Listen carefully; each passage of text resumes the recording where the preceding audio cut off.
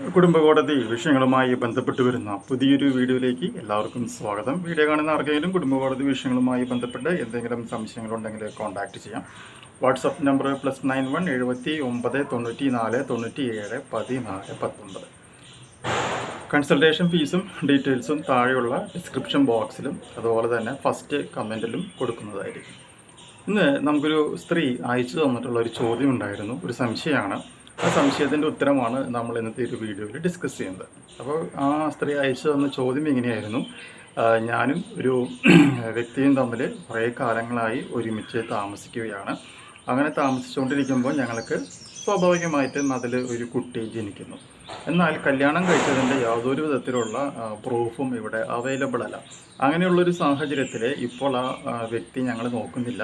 അപ്പോൾ ഞങ്ങൾക്ക് മെയിൻ്റനൻസിന് വേണ്ടിയിട്ട് എനിക്കും കുട്ടിക്കും കോടതിയിൽ കേസ് കൊടുക്കാൻ പറ്റുമോ എന്നാണ് ചോദ്യം.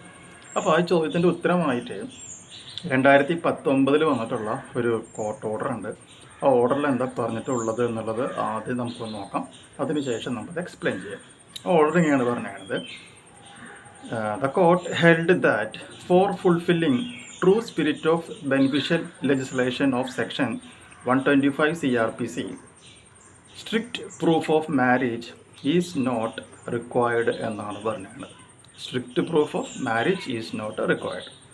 നെക്സ്റ്റ് പോയിന്റ് ഇങ്ങനെ പറഞ്ഞത്: long cohabitation between woman and man may lead to presumption of marriage entitling maintenance for woman and children born to them എന്നാണ് പറഞ്ഞിട്ടുള്ളത്.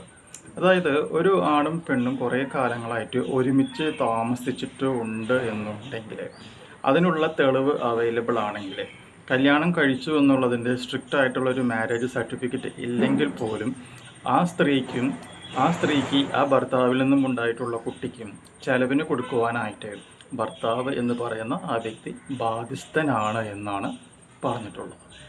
അപ്പോൾ അതുകൊണ്ട് നിങ്ങൾക്ക് തീർച്ചയായിട്ടും കേസ് കൊടുക്കാം. കേസ് കൊടുത്തു കഴിഞ്ഞിട്ടുണ്ടെങ്കിൽ തീർച്ചയായും ചെലവിനുള്ള തുക ലഭിക്കും എന്നുള്ളൊരു കാര്യം മനസ്സിലാക്കുക. ഈ ഒരു ഇൻഫോർമേഷൻ നിങ്ങൾക്ക് യൂസ്ഫുൾ ആയിട്ടുണ്ടെങ്കിൽ തീർച്ചയായും നമ്മുടെ ചാനലിലേക്ക് സബ്സ്ക്രൈബ് ചെയ്യുക. തൊട്ടടുത്ത് കാണുന്ന ആ ബെൽ ബട്ടണും എനേബിൾ ചെയ്യുക. പുതിയൊരു വീഡിയോ ആയിട്ട് വീണ്ടും കാണാം. ബൈ.